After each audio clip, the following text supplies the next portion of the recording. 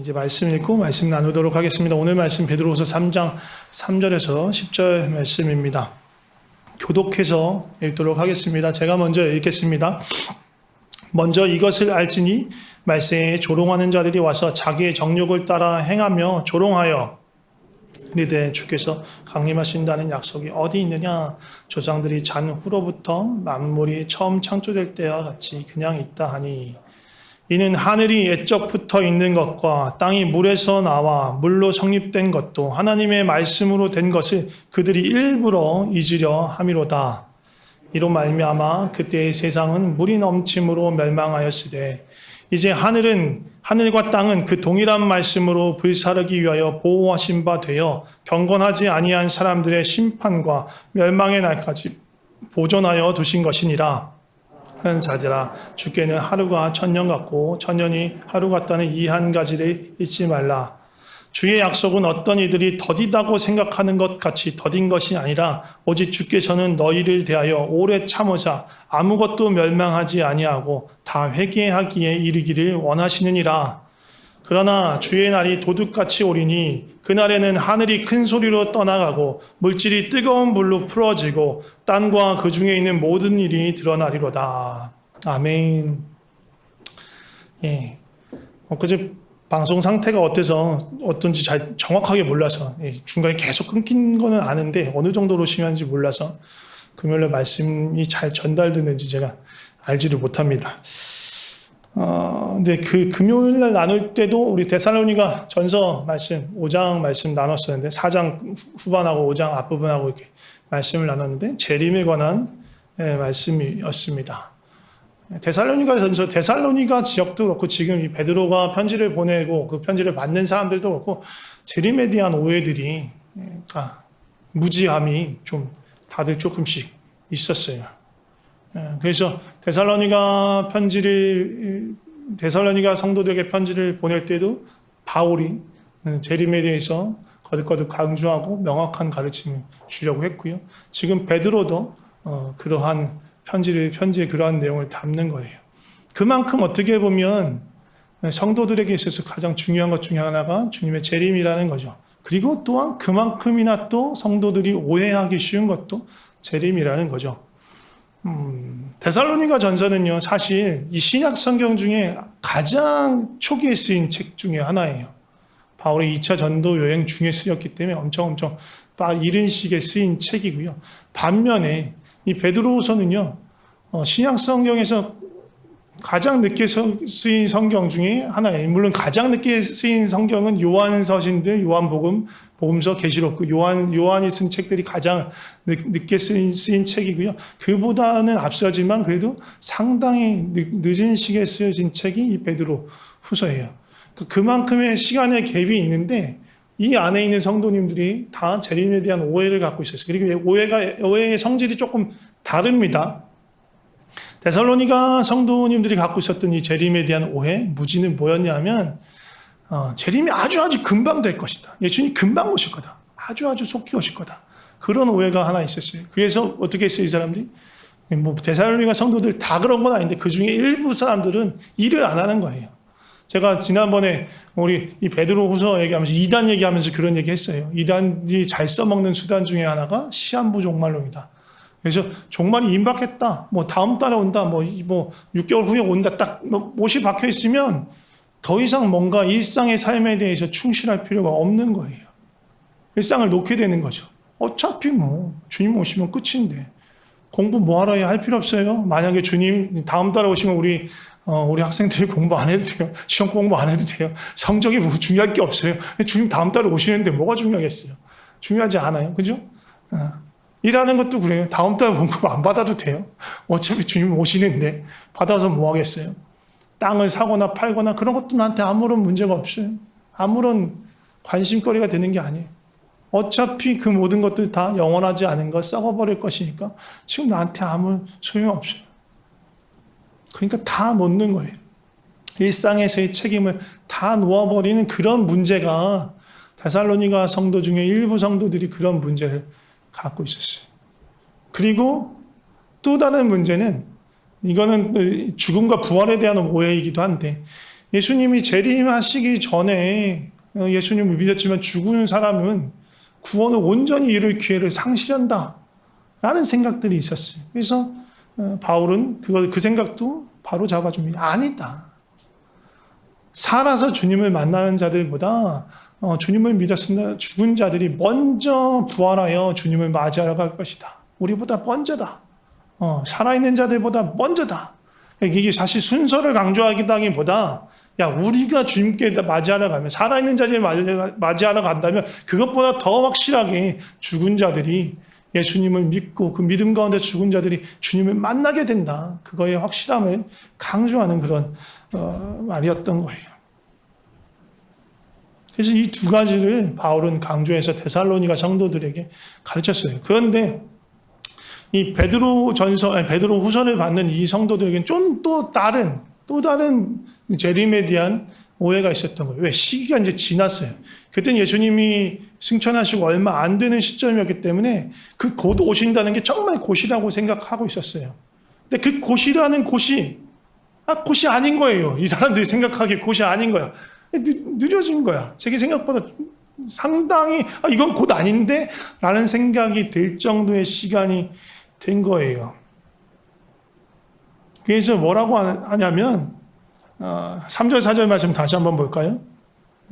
3절 4절 말씀 보면 먼저 이것을 알지니 말세에 조롱하는 자들, 이상한 사람들이 오는 거예요. 슬며시 들어가서 이 사람들은 자기의 정욕에 따라 행하면서 조롱하는데 뭐라고 조롱하냐면 이르되 주께서 강림하신다는 약속이 어디 있느냐.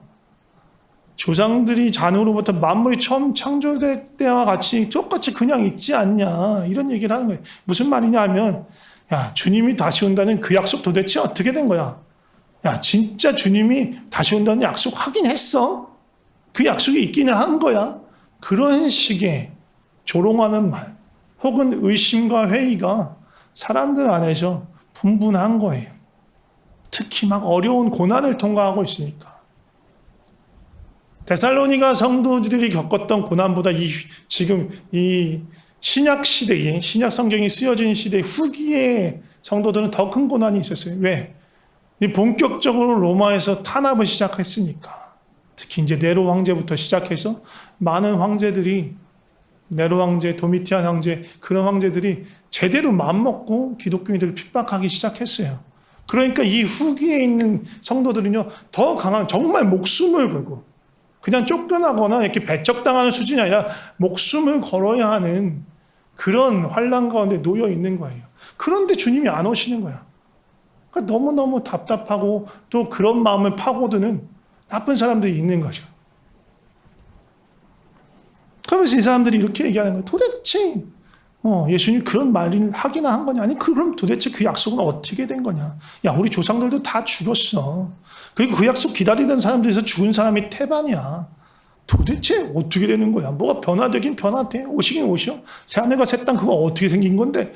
이렇게 따지는 사람도 있는 거예요. 근데 재림을 부정하면 어떤 결과가 생길까요? 예수님이 재림하셔서 하시는 일이 뭡니까?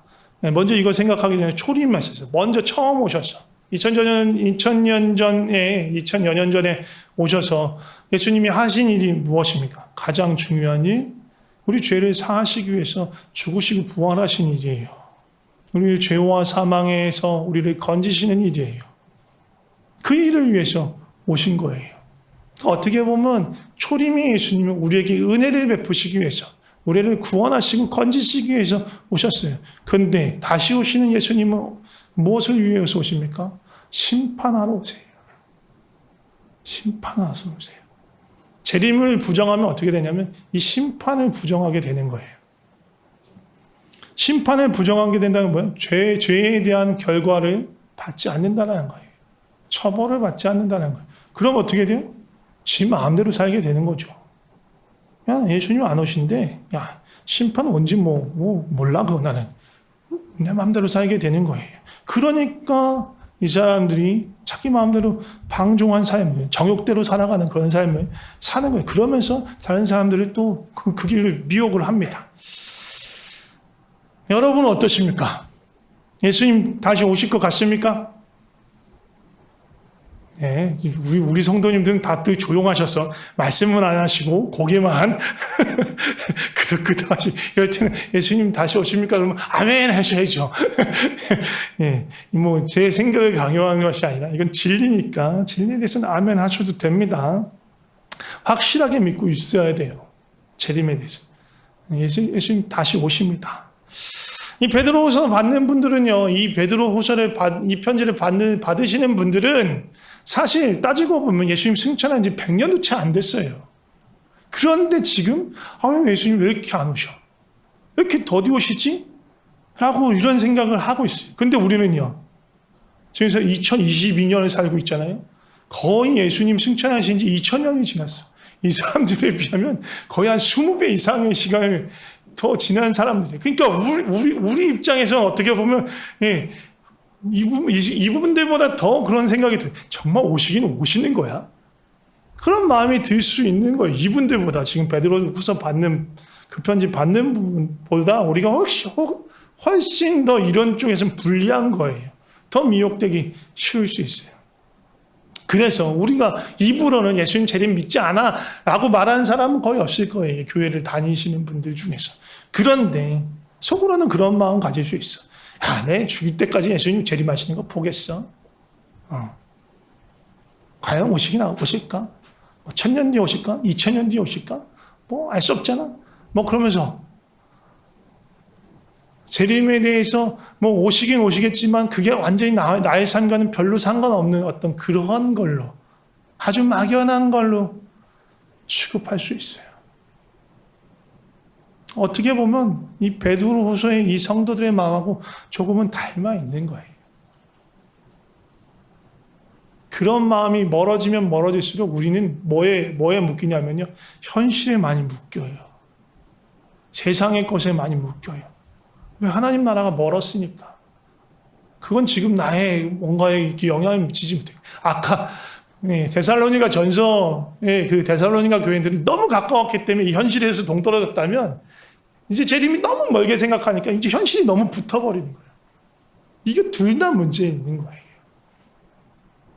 우리 신앙에는요, 우리 하나님을 믿는 우리 기독교 신앙의 큰 이 기독교 신앙에서 믿는 큰 기둥이 3가지 있어요. 어디 책에서 나오는 게 아니고, 제가 곰곰이 생각해 보니까, 이 말씀을 보면서 생각해 보니까, 큰 기둥 3가지가 있어요. 첫 번째 뭐냐? 창세기 1장 1절에 있어. 온 우주 만물을 하나님이 지으셨다. 그거에 대한 믿음이 흔들리면요, 우린 성경을 볼 수가 없어요. 하나 제대로 믿을 수가 없어요. 그게 가장 큰 믿음의 관문이에요. 온 우주 만물을 만드신 분이 하나님이시고 그 하나님 자신이 자신에 대한 이야기를 이 성경을 통해서 우리에게 주시는구나 하는 것을 믿어야 돼. 그게 첫 번째 관문이에요. 두 번째 뭐냐? 예수님의 초림. 예수님이 초림에서 오셔서 행하신 그 십자가와 부활의 사건이에요. 이게 없으면요, 온 우주 만물을 하나님 만드셨는데 나와 하나님은 아무 상관이 없는 존재인 거예요. 예수님이 초림하셔서 죽으시고 부활하신 그것이 없으면 하나님과 나는 아무 상관이 없어요. 예수님과 나는 아무 상관이 있을 수가 없어요. 그래서 십자가 부활 너무너무 중요합니다. 그리고 마지막 3번째가 뭐예요? 재림이에요. 재림은 아까도 말씀드린 심판 그리고 재창조예요.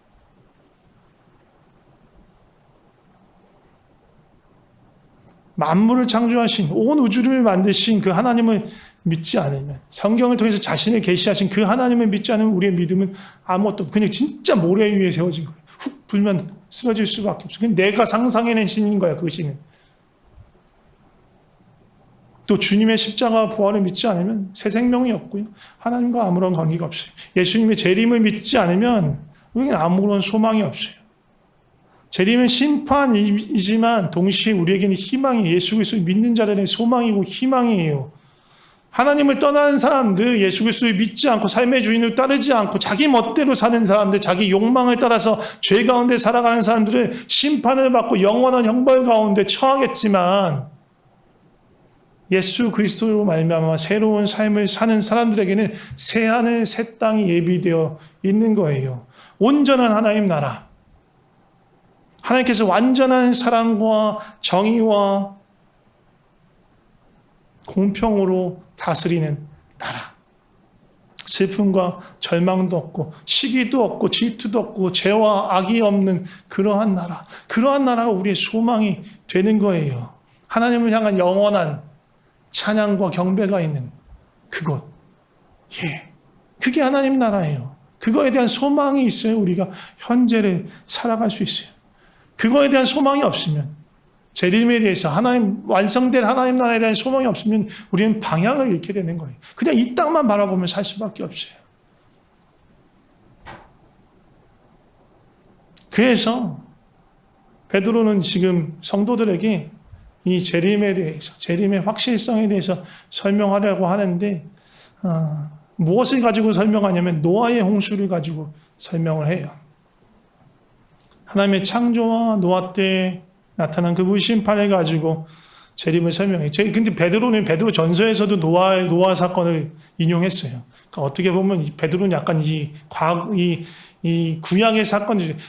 바울은 그 출애굽 사건도 이렇게 거론하고 여러 가지 얘기를 하는데, 또 히브리서에서는 어떤 제사 제도를 가지고 얘기하잖아요. 근데 베드로는 이 노아 사건을 이렇게 가지고 얘기하는 걸 너무너무 좋아하는 것 같아요. 그래서 또 노아 사건 얘기해요. 노아 때는 우리하고 비슷할 때가 많아요. 왜냐하면 이때도 심판이 더디게 일어났어요. 노아 때 그 물심판에 대해서 하나님이 그 만드신 세상에 대해서 심판하실 걸 언제 예고하시고 누가 처음 말했을까요? 노아는 아닙니다. 일단 노아는 아니에요. 노아는 언제 알았냐? 노아는 정확하게 기록은 안 돼 있어요. 근데 인간의 연수가 120년이다 하고 노아의 나이를 하고 이렇게 얘기한 거면 최장으로 보면 120년이고 짧게 보면 한 60년이에요. 그러니까 그 홍수 심판하기 60년 전 혹은 120년 전에 노아는 안 거예요. 근데 그거보다 먼저 안 사람이 있었어요. 일단은 노아에 대해서 기록하기 전에 먼저 심판에 대해서 기록합니다. 창세기 6장 5절에서 7절을 볼까요? 하나님의 심판의 계획이요. 세상에 죄악이 관영한 것, 가득한 것을 보고 그 마음에 생각하는 계획이 항상 악한 것을 보면서 땅 위에 사람 지으신 것을 한탄하시고 지면에서 사람을 쓸어버리시겠다. 그렇게 마음을 먹었어요. 이게 창세기 6장 5절에서 7절 말씀이고, 그리고 노아 얘기가 나와요. 그때 노아는 여호와께 은혜를 입었더라 하고 요 다음 8절에 나옵니다. 그리고 나서 방주를 만들려고 해요. 그런데 그럼 바로 이어 나타난 일 같지만 사실 그게 아닙니다. 어디서 할 수 있느냐? 족보를 통해 알 수 있어요. 족보 되게 지루하고 재미없습니다. 창세기 5장에 보면, 그것도 3장에 보면 가인의 족보가 쭉 나오고, 5장에 보면 또 셋의 족보가 쭉 나와요. 족보는 도대체 왜 써놓은 거야? 아유, 지겨워라. 누가 누구를 낳고, 누가 누구 몇 세, 누구를 낳고 몇 세까지 살다 죽었고, 그 얘기 계속 나요. 창세기 볼 때, 첫 번째 부딪히는 벽 중에 하나가 이 족보입니다. 근데 족보에 은혜가 남겨 있어요.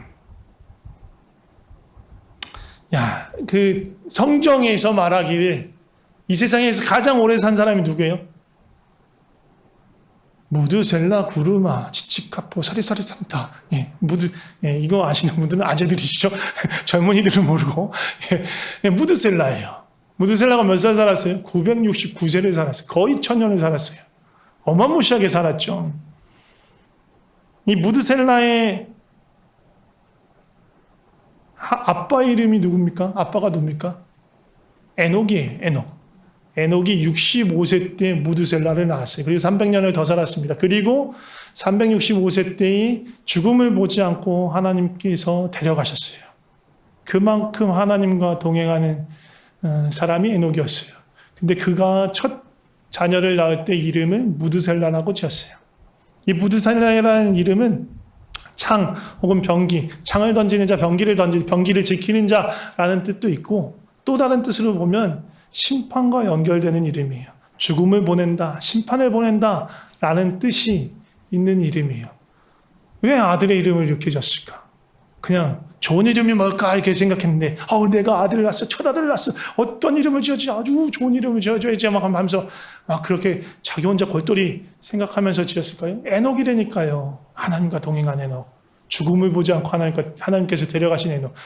지 마음대로 이름을 졌을 리가 없어요. 분명하고 명확하게 하나님이 그 무드셀라라는 이름을 주신 거예요. 물어봤겠죠. 무슨 이름입니까? 죽음을 보내시고 심판을 보내신다는 그 이름의 뜻이 무엇입니까? 이 아이가 죽게 되면 심판이 시작된다. 이 땅에 관영한 이 땅의 죄악을 쓸어버리는 심판을 할 것이다. 에녹은 알았죠. 근데 그 심판을 보지 못하고 볼 수 없고 먼저 하나님께 부름을 받아서 죽지 않고 하나님이 데려가셨어요. 무드셀라의 아들이 있습니다. 라멕입니다. 라멕은 아버지보다 먼저 죽었어요. 그러니까 에녹은 알았죠. 에녹은 무드셀라가 죽기 전에 태어날 때부터 이 땅에 심판이 올 거라고 알았어요. 얘가 죽으면 안 되는데 그런 생각을 했을 수도 있어요. 근데 얼마나 살았어요, 이분이? 969세. 왜 이렇게 오래 살았어요? 건강관리를 아주 잘해서 막 유산소 운동하고 막 좋은 음식 가려 먹고 난 죽으면 안 돼. 나 죽으면 세상이 멸망해 하면서 자기가 몸 관리를 열심히 해가지고 이렇게 오래 살았을까요? 아니에요. 하나님의 은혜인 거예요. 기회를 주시려고. 기회를 주시려고. 에녹한테 많은 사람들이 물어봤을 거예요. 왜 애 이름을 무드셀라고 지었냐? 야, 심판을 보내는 게 뭐야? 이름이 왜 이렇게 하나님이 심판하실 거야. 우리 무드셀라가 죽게 되면 하나님이 심판하실 거야. 라멕도 아빠한테 물어봤겠죠. 아빠 이름 뭐예요? 왜 무드셀라예요? 내가 죽으면 이 땅에 심판이 있어. 무드셀라를 아는 사람들은 그 심판에 대한 경고를 받은 사람들. 그러나 그 심판을 믿지 않았어요. 그 메시지를 듣지 않았어요. 그리고 그 마지막 때에서 무드셀라의 손자, 에녹의 증손자 노아가 태어납니다. 그 노아가 어느 날 하나님께서 말씀하시죠. 방주를 지어다. 그때 이제 무드셀라는 직감하는 거예요. 드디어 그 심판이 나타나는구나. 아무도 안 믿어. 이제 눈에 보이는 노아의 방주가 지어지기 시작했음에도 불구하고 아무도 안 믿고 돌아서지 않는 거예요. 노아가 600세 되던 해에 비가 내리기 시작했고 그 해가 바로 무드셀라가 969세로 세상을 뜬 딱 그 해예요. 하나님 그때까지 기다리시면서 기회를 주신 거였어요.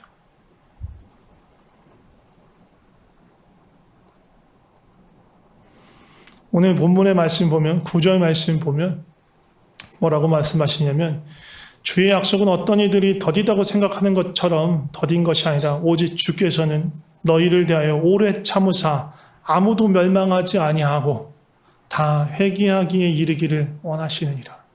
이게 하나님의 마음인 거예요. 무드셀라 때도 그랬고요. 노아 때도 그랬고요. 지금도 그래서 사람들이 곧 온다고 하시는 그 곳이 아니라 이렇게 더디지 이렇게 오래 시간이 걸리지. 사실 그때 사람들은 지금 우리에 비하면 아무것도 아니지. 2000년이나 지나 우리가 봐도 왜 이렇게 안 오시지 하시는데 그 마음에 뭐가 있냐면 바로 저 마음이 있는 거예요. 할 수 있으면 아무도 멸망하지 않고 회개에 이르기를 바라시는 그 마음으로 계속해서 기회를 주고 계신 것입니다. 하나님 모든 사람이 구원받으며 진리를 알기를 원하세요. 참고 기다리고 계신 거예요. 근데 안타깝게도 노아의 때나 그리고 베드로의 때나 지금 우리의 때도 마찬가지로 사람들은 하나님의 심판을 비웃고 일부러 잊으려 하고 무시하고 자기의 욕망대로 정욕대로 그렇게 살아가고 있어요.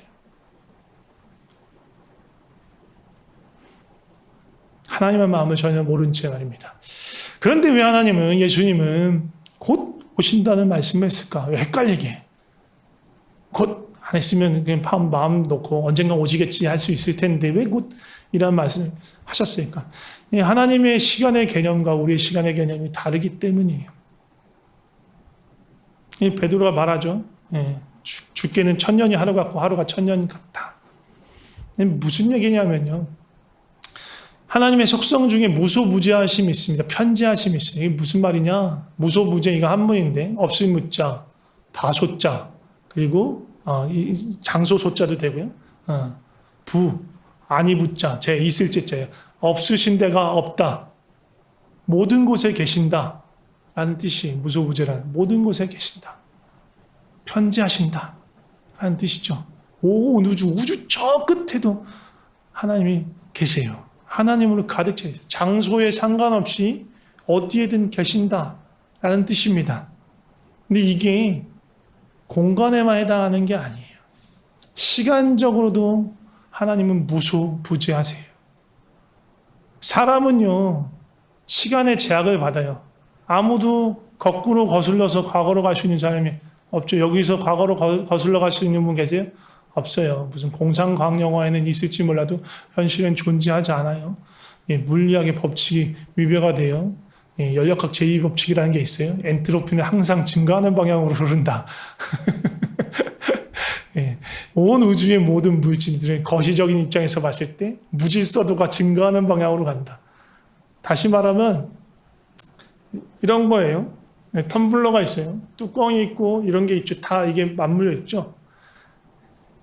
이거는 질서가 있는 거예요. 근데 이게 다 분해돼 있다 쳐봐요.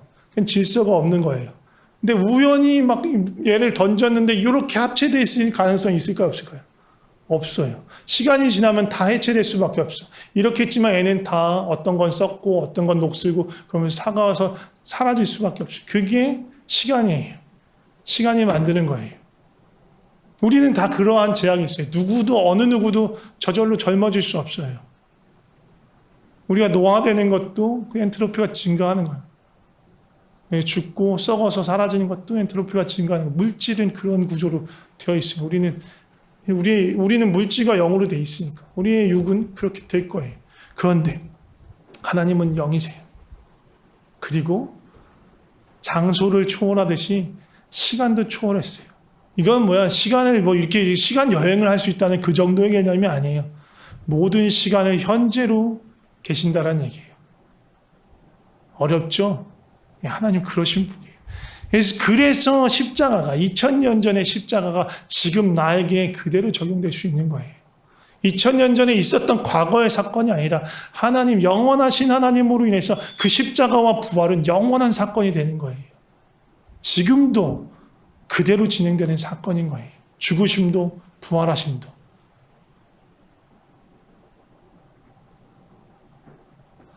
장소를 초월한 것도 우리한테는 이해하기 힘든 개념인데 시간을 초월한 개념도 우리에겐 이해하기 어려운 개념이에요. 그렇지만 그래서 예수님한테 곳은 항상 곳인 거예요. 큰 차이가 없는 거예요. 1000년이든 2000년이든 3000년이든 예수님한테 큰 차이가 없어요. 단지 우리에게 기회를 더 주시기 위해서 우리 입장으로 보면 대단히 오랜 시간 우리에게 기회를 주고 계신 것입니다.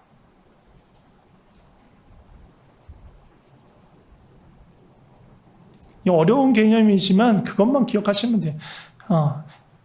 예수님에게는 지금 당장 오시는 것이 어렵지 않고 그것도 곳이고 1000년 전에 오는 것도 곳이고 3000년 전에 오신 것도 예수님께서 곳이다. 그게 문제가 되지 않다. 그러나 기다려주시는 이유는 이 땅에는 수많은 영혼들을 긍휼히 여기셔서 하나라도 더 돌아오기를 기다리시면서 시간을 더 주고 계신 것입니다. 그것이 하나님의 마음입니다.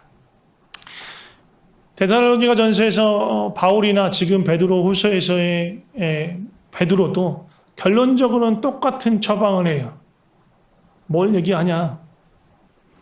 10절에서 13절, 오늘 10절까지 읽었었는데 10절에서 13절 말씀 다시 한번 보도록 하겠습니다. 함께 다시 한번 읽어볼까요? 시작. 그러나 주의 날이 도둑같이 오리니 그 날에는 하늘이 큰 소리로 떠나가고 물질이 뜨거운 불에 풀어지고 땅과 그 중에 있는 모든 일이 드러나리로다. 이 모든 것이 이렇게 풀어지리니 너희가 어떠한 사람이 되어야 마땅하냐? 거룩한 행실과 경건함으로 하나님의 날이 임하기를 바라보고 간절히 사모하라. 그 날에 하늘이 불에 타서 풀어지고 물질이 뜨거운 불에 녹아지려니와 우리는 그의 약속대로 의가 있는 곳인 새하늘과 새 땅을 바라보도다.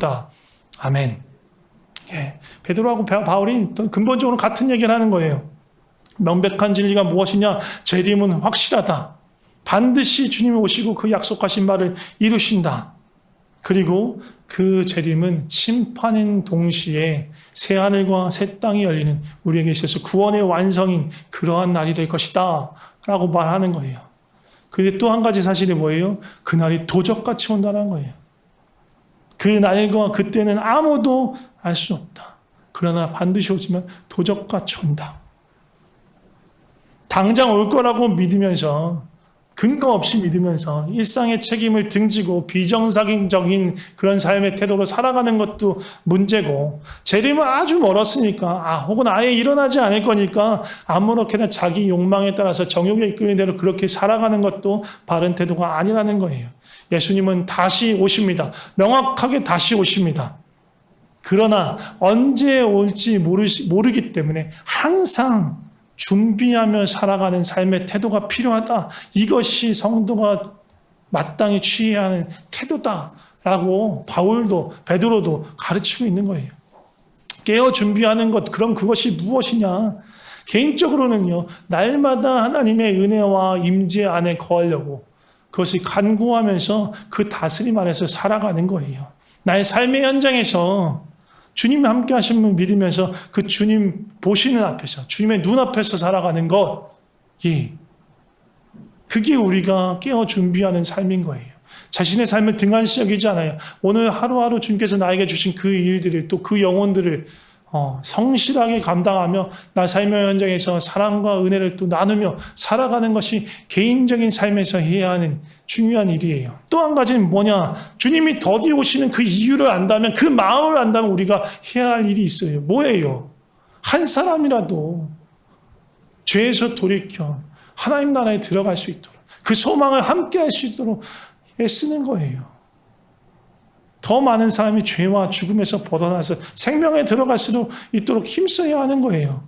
가까운 지인들부터 시작해서, 우리 이웃들부터 시작해서 멀게는 열방과 땅끝까지 정말 묶인 그 영혼들이 자유케 될 수 있도록 우리 삶에서 기도하고 애쓰고 힘써야 하는 거예요.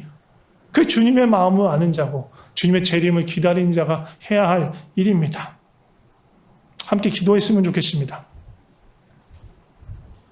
먼저는요, 우리의 믿음의 바른 기초가 세워질 수 있도록 좀 기도했으면 좋겠어요. 아까 말씀드렸죠. 기초가 3가지 있다. 온 우주 만물을 창조하고 다스리시는 하나님, 그게 이 땅에 오셔서 죽으시고 부활하셔서 우리를 죄에서 건지셔서 하나님 아버지 앞으로 나아갈 수 있게 하신 그 예수 그리스도의 십자가와 부활, 그리고 마지막 예수님이 다시 오신다는 그 재림의 약속, 다시 오셔서 심판하시고 우리의 구원을 완성하시고 완전히 하나님의 나라로 우리를 부르신다는 그 약속, 그것을 믿는 게 우리의 믿음의 3가지 기도입니다. 내가 이 믿음의 3가지 기도 굳건히 붙잡게 하여 주시옵소서. 정직하게 마음을 보십시오. 그래서 혹시라도 부족하고 연약하고 흔들리는 부분이 있다면 주님이 연약한 나를 붙들어 주시고 나의 믿음을 새롭게 해달라고 기도했으면 좋겠습니다. 같이 기도하겠습니다. 하나님 아버지, 우리를 새롭게 하여 주시옵소서. 주님 안에서 그 믿음을 붙잡고 나아갈 수 있도록 주여 도와주시옵소서. 온 우주를 만드신 분이 하나님이십니다. 온 우주, 이 광대한 우주, 이 모든 만물을 만드신 분이 주님, 그 재림에 대한 소망, 그 영원한 하나님의 나라에 대한 소망을 잃지 않게 하여 주시옵소서. 반드시 붙잡고 우리 삶의 그 영원함을 붙들고 나아가게 하여 주시옵소서. 계속해서 기도합시다.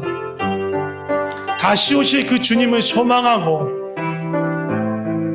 재림을 기대하며 또 준비하며 살아가게 하여 주시옵소서. 나의 오늘 하루 주님이 맡겨주신 그 일을 주님의 눈앞에서 행하게 하시고 또 오래도록 참고 기다리시며 계속해서 끊임없이 기회를 주고 계신 그 주님의 긍휼하신 그 마음을 알아서 정말 한 영혼이라도 주님께 돌아올 수 있도록 기도하고 애쓰고 힘쓰는 그러한 삶 살아가게 해달라고 좀 기도했으면 좋겠습니다. 같이 기도하겠습니다. 주님, 주님의 재림을 기다리고 소망하는 마음으로 살아가게 하여 주시옵소서. 주님의 재림, 주님이 다시 오실 주님 언제 올지 모르니까 그냥 내 마음대로 살겠다는 그런 마음이 아닙니다.